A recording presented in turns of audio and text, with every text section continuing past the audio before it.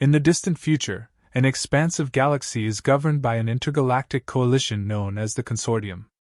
Within this organization, countless species coexist under a strict code, where strength is the only measure of value. Among them are the Kither, a race revered for their advanced technology and ruthless commitment to their ideals. The Kither, unlike many others in the galaxy, have no room for weakness, showing no mercy for those who cannot contribute to the survival of their species. In their society, any child born with a defect, physical, mental, or otherwise, is abandoned. It's not considered cruelty in their eyes. It's a necessary step to ensure the future remains strong. They value logic and efficiency above all else, believing that emotions are merely distractions from achieving perfection. Their cold detachment is accepted by other species in the Consortium. After all, these laws have kept the galaxy stable for centuries. Those who cannot survive the harsh realities of life are simply meant to perish. One day, among the many children born to the Kither, one infant shows signs of weakness, an abnormality in its genetic makeup. It is immediately deemed unworthy.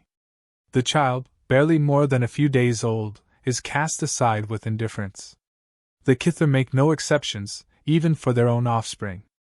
Following their tradition, the child is sent to a desolate planet far removed from civilization. This planet, devoid of resources or shelter, is where the abandoned are left to meet their inevitable end. Its surface is a barren wasteland, filled with jagged rocks and an unforgiving climate. The winds howl through the empty plains, and the only sounds that can be heard are those of distant creatures struggling for survival. The planet, chosen for its inhospitable nature, is rarely visited. No one is meant to survive there. The child is left in a small, fragile pod, its soft cries drowned out by the harsh winds. The Kither move on, considering the matter closed. For them, the weak are irrelevant. This child's life, like so many before it, has been reduced to a cold, calculated statistic in their pursuit of strength.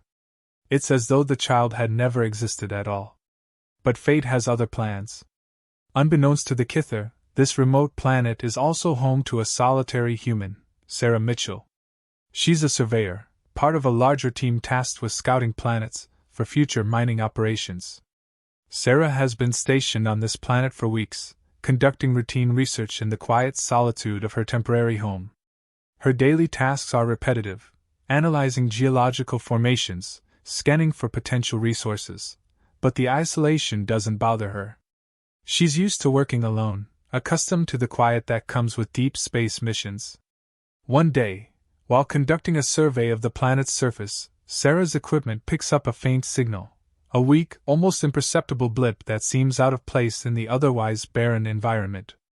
Intrigued, she follows the signal, navigating through the rough terrain until she stumbles upon a small, alien pod nestled among the rocks. At first, she hesitates. There's no reason anything living should be here. The planet is designated for abandoned individuals and non-essential life forms, a place to be forgotten. But as Sarah approaches the pod, she hears it, soft, barely audible cries coming from within. Her heart skips a beat. In this empty wasteland, there is life. Carefully, she opens the pod, and there it is, a small, fragile alien child, barely clinging to life. The child's appearance is unfamiliar to her, but its vulnerability is unmistakable. It's clear that this infant has been left to die, and Sarah quickly pieces together the grim reality. The Consortium's laws allow for such practices, abandoning the weak, letting nature take its course. This child has been deemed unworthy of life. But Sarah cannot walk away. Her instincts, her humanity, scream at her to do something. This child may be alien, but to Sarah, it's a helpless being in need. She knows the consequences of intervening. The Consortium's laws are absolute, and violating them could mean severe repercussions, not just for her, but for her entire species. But as she looks down at the fragile life in front of her, those consequences seem distant, almost irrelevant. How could she, or anyone, leave an innocent child to die? Without a second thought, she scoops the infant into her arms, gently cradling it against her chest. The decision is made. This child, abandoned by its own kind, will not be left to perish, not as long as Sarah has anything to say about it. Sarah's decision to take the child was immediate, but now, cradling the small alien in her arms, the weight of her choice begins to settle. She knows what this means. The consortium's laws are unforgiving, and she's breaking one of the most ironclad rules. This is more than just an abandoned child, it's a direct defiance of everything the consortium stands for. But as she looks down at the infant, frail and struggling to breathe, none of that seems to matter. Her instincts take over, human instincts. Sarah has always believed that life, no matter the form, should be protected. The Kither may see this child as weak, as a burden, but she doesn't. To her, it's simply a life worth saving. The child lets out a faint, weak cry, and Sarah's heart tightens. She knows she needs to act quickly. The planet's environment is hostile, and the child is clearly struggling. Without proper care, it won't survive long. Sarah hurries back to her base, where she has limited medical supplies and equipment, but enough to help. As she works, she can't shake the image of the Kither casually abandoning this child as though it were nothing more than a defective piece of machinery. Her hands move with purpose, her thoughts racing. What kind of society allows this? What kind of species abandons its most vulnerable in the name of strength? The more she thinks about it, the angrier she becomes. The consortium may view this as a necessary practice, but to Sarah, it's nothing short of monstrous. How could they be so detached, so cold? As she stabilizes the child, a small sense of relief washes over her. The alien is still weak, but for now, it's safe. She leans back, taking a deep breath, trying to steady herself. She knows this is only the beginning. By saving this child, she's not just defying a law, she's defying an entire galaxy's way of thinking. And soon, there will be consequences. Sarah knows the consortium monitors every corner of its controlled territories, and it won't be long before someone notices her actions. Word will spread. The Kither, in particular, will not take kindly to her interference. But Sarah isn't afraid. She's made her decision, and there's no turning back now. The child, whom she now calls Kale, slowly starts to show signs of improvement under her care. Sarah notices subtle differences between Kale and human infants. The child's skin has a faint, iridescent glow, and its eyes, though still weak, seem to flicker with a kind of intelligence that surprises her. There's something more to this child than meets the eye. Days pass, and Sarah finds herself growing more attached to Kale. She feeds the child, wraps it in whatever warmth she can find, and talks to it softly, as though the child can understand her. In these moments, she forgets about the looming threat of the consortium. All that matters is keeping Kale alive, protecting the life that so many others were willing to discard. But the silence doesn't last long. Her comms unit begins to blink with incoming messages, first, subtle inquiries from her colleagues, and then, more official notices from the consortium itself. They're aware. They know she's broken the law. The messages are firm, but there's still a layer of formality. She's given a choice: return the child to its designated fate, or face severe consequences. Sarah doesn't respond. The thought of sending Kale back to that barren wasteland fills her with rage. How could they expect her to do that? How could anyone? The tension grows. Each day, the messages become more insistent, more threatening. The consortium's patience is wearing thin. Sarah is no longer just a surveyor. She's become a criminal in the eyes of the galaxy's most powerful governing body. But even as the threats escalate, she refuses to waver. She knows what's right, and no amount of pressure will change her mind. One evening, as Sarah watches over Kale, she notices something strange. The child, still weak but growing stronger every day, seems to be focusing intently on a small object in the room. Sarah follows the child's gaze, curious. Suddenly, the object, an empty cup, shifts slightly. It's barely noticeable, but Sarah sees it. Her heart skips a beat. Did Kale do that? She waits, watching the child closely. Again, the cup moves, this time more deliberately. Sarah's mind races. Kale isn't just surviving, there's something more going on here. Something remarkable. The child's mental abilities are far beyond anything she's ever seen before. For a moment, Sarah is struck by the irony. The Kither, with all their logic and superiority, discarded this child because of a supposed defect. But in reality, Kale's abilities could be far greater than anything they could have imagined. The very thing they saw as a weakness might be a strength beyond their comprehension. Sarah's resolve hardens. She's not just protecting a helpless child, she's protecting something extraordinary, something that could change everything. The consortium won't understand that. They'll never see it. But she does. As Kale's abilities continue to develop, Sarah becomes more determined than ever to keep the child safe. She knows the coming days will be dangerous, that the consortium's patience is running out. But she's ready. Whatever happens next, she won't let Kale be taken from her. Days turn into weeks, and Sarah's life revolves around Kale. She spends her time between caring for the child and preparing for what she knows is inevitable. The consortium will come for her. The messages have grown more hostile, less formal. The warnings now feel like promises. The authorities are losing patience, and the Kither, in particular, will not tolerate this defiance for long. Yet Sarah remains steadfast. Each day she watches Kale grow, both physically and mentally. The child's abilities are undeniable now. Objects in the room occasionally shift or float when Kale's attention focuses on them.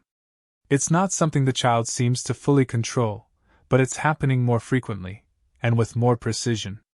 What was once a frail, abandoned infant is now showing signs of something far beyond ordinary. Kale's mind is astonishing, and Sarah wonders just how powerful this child could become. Her decision to protect Kale is no longer just an act of compassion, it's a firm belief that this child, discarded by its own people, could represent something much bigger than either of them can yet understand. But the time for reflection is running out. Sarah has prepared her base for the inevitable arrival of the consortium, but nothing can truly prepare her for what's coming. The first sign of trouble comes when her equipment detects an incoming vessel. It's unmarked, but there's no mistaking its purpose. The Kither have come. Sarah's heart races, but she doesn't panic. She's been expecting this. Moving quickly, she gathers what few supplies she can, making sure Kale is safely hidden. She knows she can't fight them head-on. The Kither are ruthless, and their technology is far beyond anything she could hope to counter. But she doesn't need to win a battle, she just needs to survive long enough to protect Kale. The vessel lands, and Sarah's base is soon swarmed by Kither agents. These aren't just soldiers, they're elite operatives, sent specifically to recover or destroy Kale. To them, this is a mission to correct a mistake, a loose end that needs to be tied up. They aren't concerned with the morality of it, they're here to do a job. Sarah watches from a hidden vantage point as the operatives begin to search the area. Her heart pounds in her chest, but she remains calm, focused. She's planned for this moment, and she won't let them find Kale. As they sweep through her base, she uses the environment to her advantage, triggering small distractions that pull them away from the child's hiding place. It's a delicate game of cat and mouse, and Sarah knows she's playing for the highest stakes. The Kither, methodical as ever, are thorough in their search, but they're not expecting resistance. They've underestimated Sarah, assuming a lone human wouldn't pose any significant challenge. It's their arrogance that gives her an edge. She's able to stay one step ahead, leading them away from Kale's hiding spot, deeper into the base's more remote sections. But the Kither are nothing if not relentless. Eventually, one of the operatives stumbles upon the area where Kale is hidden. Sarah's heart stops for a moment as the operative moves closer to the child. This is the moment she's feared since the beginning. But then, something unexpected happens. As the Kither operative reaches for Kale, the child's eyes snap open, and without warning, a surge of invisible energy blasts through the room, sending the operative flying backward. Sarah is stunned. She's seen glimpses of Kale's abilities before, but nothing like this. The force of the blast is enough to knock the operative unconscious, and the other Kither agents immediately rush to investigate. In the chaos, Sarah seizes the opportunity. She grabs Kale and makes a run for the exit, her heart racing as alarms blare through the base. Outside, the situation is just as tense. The Kither have locked down the area, and more agents are moving in. Sarah knows she doesn't have much time. With Kale in her arms, she races toward a small escape shuttle she had prepared in advance. The Kither are close behind, but Kale's sudden outburst has given them just enough of a head start to make it to the shuttle. As the engines roar to life, Sarah feels a wave of relief wash over her, but it's short-lived. The Kither aren't giving up that easily. Their ship rises into the air, pursuing Sarah's shuttle as she speeds away from the planet's surface. The chase is on, and Sarah's small, outdated shuttle is no match for the advanced Kither craft.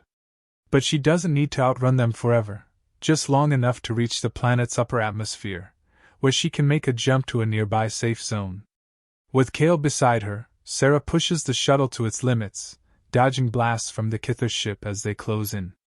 It's a tense, desperate escape, but Sarah's determination is unwavering. She's come too far to lose now. The shuttle shudders under the strain, but Sarah's focus remains sharp. Every instinct tells her to keep fighting, to keep running. Just when it seems like the Kither are about to close the distance, Kale stirs again. This time, the child's abilities surge with even greater intensity. The air around them hums with energy, and Sarah feels a strange sensation, almost like the ship itself is responding to Kale's presence. And then, in a flash of light, the Kither ship veers off course, thrown off balance by an unseen force. Sarah doesn't know exactly what happened, but she doesn't waste time questioning it. She seizes the moment, pushing the shuttle to make the jump. In an instant they're gone, leaving the Kither ship behind, lost in the vastness of space. As the stars blur around them, Sarah finally allows herself to breathe. She looks down at Kale, who is now peacefully asleep beside her. The child's abilities are far beyond anything she could have imagined, but they're also the reason they're both still alive. The danger isn't over, not by a long shot. The consortium will keep coming, and the Kither will stop at nothing to retrieve or destroy Kale. But for now, they've escaped. For now, they've won. And Sarah knows that as long as she's by Kale's side, she'll keep fighting, no matter what comes next. Sarah's escape had been a narrow victory, but she knew it wasn't the end. It wasn't even close. The consortium didn't forget acts of defiance, and the Kither, with their obsession over strength and superiority, would never leave a matter like this unresolved. As she drifted in the vastness of space, she understood that the galaxy had grown smaller for her and Kale. Every sector was a potential trap, and every signal could be a warning of what was coming next.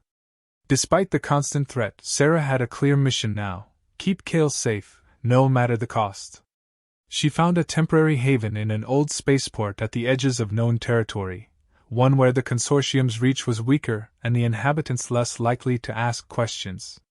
Here, she was able to repair her ship and gather supplies, but her mind never rested. Every passing moment felt like a countdown. Word of Sarah's defiance was already spreading across human and alien networks. Some viewed her as a hero, a symbol of resistance against the rigid, unforgiving laws of the consortium. Others, especially those still loyal to the consortium, saw her as a reckless criminal, someone endangering the fragile peace between species. It was clear that the galaxy was dividing, some willing to rally behind her actions, and others more than eager to see her brought to justice. Sarah kept a low profile, but she couldn't avoid the whispers entirely. She overheard conversations about her situation, about how the consortium had put a bounty on her head. But even more unsettling were the rumors about Kale. It seemed that the child's unique abilities were becoming known, and with that came new dangers. The Kither weren't the only ones interested in Kale now. There were others, unscrupulous groups, pirates, and even rogue scientists, who saw the child as something to be exploited or studied. It wasn't just about defying laws anymore. It was about protecting Kale from a galaxy that could easily turn this child into a weapon. Sarah's situation grew more complicated when she received a coded message. It came from a human faction sympathetic to her cause, a small group within the consortium who believed that what she had done was the right thing. They were willing to offer her sanctuary, a place to hide and regroup, far from the consortium's immediate reach. The location was deep within a nebula, where the interference made it difficult for ships to track others. It wasn't perfect, but it was better than staying on the run forever. However, the message came with a warning. The Kither had dispatched a new team, not just operatives this time, but assassins. These assassins were trained specifically for retrieval and termination missions, and their sole target was Kale. Sarah knew this wasn't just about enforcing the consortium's laws anymore. The Kither saw Kale as a threat, an anomaly that needed to be erased before anyone could discover what this child was truly capable of. The offer of sanctuary was tempting, but Sarah knew that reaching this nebula would be no simple task. The Kither weren't going to let her slip away again. She had to prepare for the reality that they might intercept her before she ever made it to safety. Kale's abilities had saved them once, but Sarah couldn't rely on that happening again. She had to find another way to protect the child, even if it meant making difficult choices. As Sarah made preparations to leave the spaceport, she received another unexpected message. This time, it was from a human representative of the consortium. The tone was different from the previous warnings. This one was more personal. The representative acknowledged the difficult position Sarah was in but warned her of the long-term consequences if she continued down this path. They offered her a deal: return Kale to the Kither, and in return, the consortium would show leniency. They would allow Sarah to return to her normal life, no penalties, no imprisonment. All she had to do was give up the child. For a moment, Sarah considered the offer. She was exhausted, constantly looking over her shoulder, living with the weight of impending danger. The temptation of peace, of safety, was strong. But then she looked at Kale. The child was sitting quietly, unaware of the message that had just come through, unaware of the threat looming over them both. Kale's eyes, glowing faintly with that strange iridescence, held a kind of innocence that Sarah couldn't ignore. This wasn't just a fight for survival anymore. This was about something bigger. The Kither had abandoned Kale because they believed the child was weak, defective. But Sarah had seen the truth: Kale wasn't weak. Kale was extraordinary, and in time, the child's abilities could grow into something that might change the very fabric of the galaxy. Sarah deleted the message. There was no deal to be made. She wouldn't give up Kale, no matter what the cost. The decision was final. With that, Sarah set her course. The nebula was far, and the journey would be dangerous, but she had no other choice. As her ship left the spaceport, she knew that the Kither assassins were already on her trail. She could feel the tension building with every passing hour. The space around them felt heavy, like a storm waiting to break. The first sign of trouble came sooner than she had anticipated. Her sensors picked up the signature of a Kither ship, not far behind. It wasn't a warship, but it didn't need to be. The Kither assassins were skilled enough to complete their mission with minimal resources. Sarah's heart raced as she prepared for the inevitable confrontation. There was no running this time. If they caught her, they would take Kale. As the Kither ship closed in, Sarah braced herself. She had made her choice. Now, all that was left was to see it through to the end. The moment the Kither ship locked onto her, Sarah knew the confrontation she'd been avoiding was inevitable. There was no more running. She had Kale hidden safely, but that would only last so long. The assassins were coming, and they were here to finish what they started. Either they would take Kale back to the Kither, or they would destroy the child to erase the threat altogether. Her ship's alarms blared as the Kither craft drew closer. Sarah's hands moved instinctively across the controls, steady despite the tension. She wasn't an expert pilot, but desperation had taught her how to stay alive. She maneuvered through the stars, keeping just ahead of the Kither vessel for now, but she knew it wouldn't be enough. They were faster, more advanced, and they had one goal: to retrieve Kale, no matter the cost. Her comms crackled, a voice breaking through the static. It was the lead Kither assassin, cold and detached. There was no anger in his voice, only efficiency. He offered her a final warning: surrender Kale now, and they would spare her life. Refuse, and they would take the child by force, leaving no witnesses. Sarah didn't respond. There was nothing to say. The Kither would never understand why she was doing this. To them, Kale was nothing more than a defect, a dangerous aberration. But to Sarah, Kale represented something else entirely: hope, potential, a reminder that even in a galaxy ruled by cold logic, there was something worth fighting for. As the Kither ship moved in for an attack, Sarah activated the few defenses her ship had. A flurry of countermeasures deployed, buying her some time. The ship rocked as the Kither fired a warning shot across her hull, their patience wearing thin. Sarah's mind raced, searching for a way out. She wasn't sure how long she could hold them off. Then, as she was about to make another evasive maneuver, something unexpected happened. Kale, hidden securely in the back of the ship, stirred. Sarah could feel a shift in the air, a subtle change in the energy around them. Kale wasn't just a helpless child anymore. The abilities Sarah had seen developing were awakening, and this time, it wasn't just small objects shifting or subtle movements. This was something much larger. Without warning, the Kither ship suddenly veered off course, its systems seemingly scrambled. Sarah's sensors went wild as the Kither craft lost control for a moment, spinning out of formation. The assassins on board struggled to regain control, their ship sputtering back to life after a brief but powerful disruption. Sarah glanced back at Kale, realizing the child's potential was even greater than she'd imagined. Kale hadn't just disrupted the ship, he'd done something far more profound. Whatever mental energy the child possessed had directly interfered with the Kither's advanced systems, leaving them vulnerable. Seizing the opportunity, Sarah pushed her ship's engines to full throttle. She didn't know how long Kale's abilities would hold them off, but she wasn't going to waste the chance. As the Kither ship struggled to regroup, she darted toward the nebula, the coordinates she had set earlier glowing on her navigation display. The nebula's interference would give her some cover, at least for a while, but she had to reach it first. The Kither ship regained control quicker than she'd hoped. They were back in pursuit, and now they were angry. No more warnings, no more patience. The lead assassin's voice came through the comms again, this time without the veneer of civility. They were done negotiating. They would take Kale, or they would kill them both. Sarah's ship was already battered, systems flashing warnings as the Kither closed in for another strike. The nebula was just ahead, but they were running out of time. With each passing second, the Kither inched closer, ready to fire the final shot that would disable her ship and end the chase once and for all. And then it happened again. Kale, still quietly nestled in the back, opened his eyes.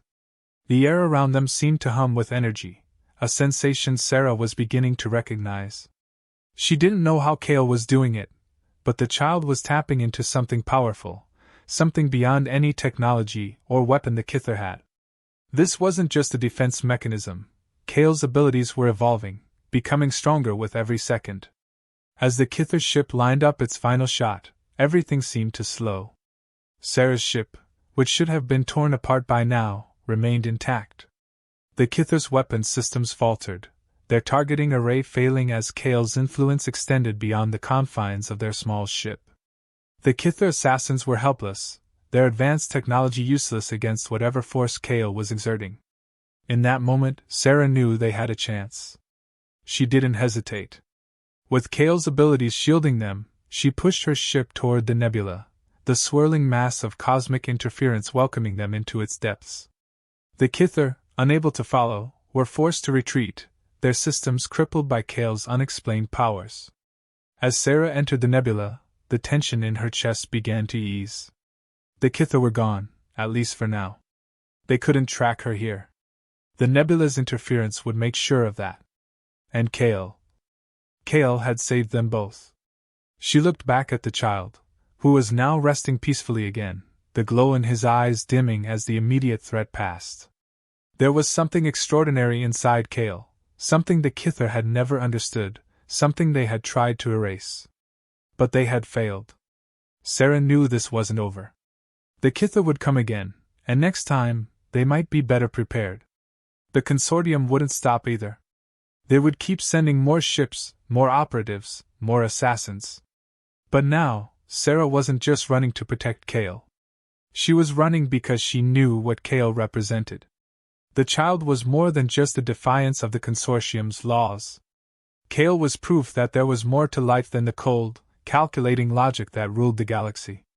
And as long as Sarah had breath in her body, she would fight to protect that truth. No matter the cost.